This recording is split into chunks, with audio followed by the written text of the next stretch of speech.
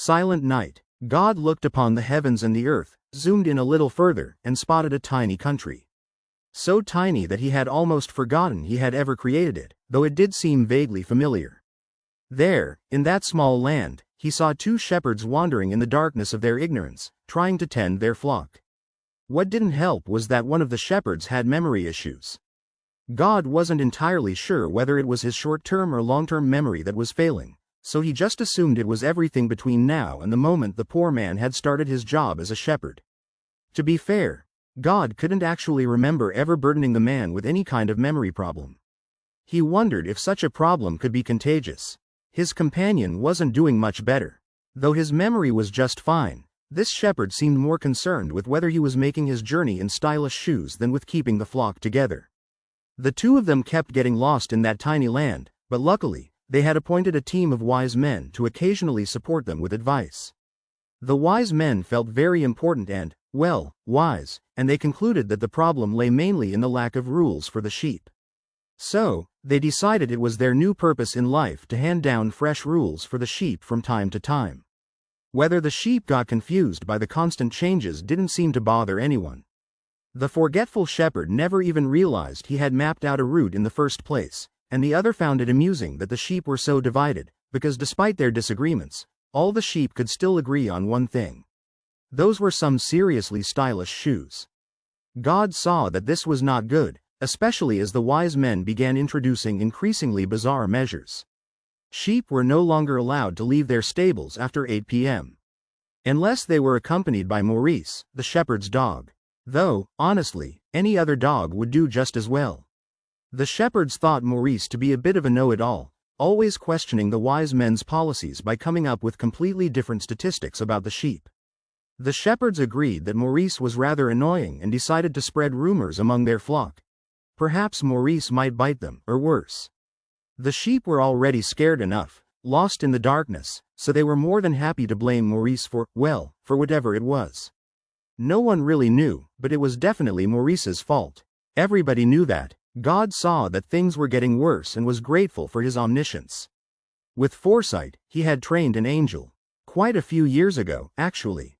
Well, trained? Halfway through his training, God's angel decided that he, too, had free will and would rather do something else. So, the angel grew out his hair and registered with the Chamber of Commerce to start teaching tango lessons. The stylish sneakered shepherd didn't buy into the idea that an angel with weird hair could possibly know anything about shoes. Perhaps about dance shoes, but real stylish shoes? No way. And if one doesn't know what truly stylish shoes are, how could one possibly know the right path to strut down in them? Besides, showing the right way was already the job of the wise men from the East. Who did this angel think he was? Yet part of the flock became so confused by the angel's arrival that they spontaneously veered off the non-existent path the wise men had mapped out. The wise men had a solution for that. Any sheep that didn't follow their designated path would henceforth be labeled a wappy. One might picture a wappy sheep as one with rainbow-colored wool or one that randomly started dancing in the streets. Yet, the wappy sheep didn't understand why the rest of the flock suddenly treated them like black sheep. No matter how hard they tried to behave like regular white sheep, the flock kept bleating about the presence of Wawa happies among them, pointing out unfortunate companions to be cast out. In response, some of the wappy sheep figured it might be a better idea to follow the angel. If the angel threw in a little salsa step, all the wappy sheep danced right along behind him. As they swayed to the rhythm, the black sheep slowly transformed into donkeys, doing exactly what the normal sheep had suspected all along. Dancing in the streets.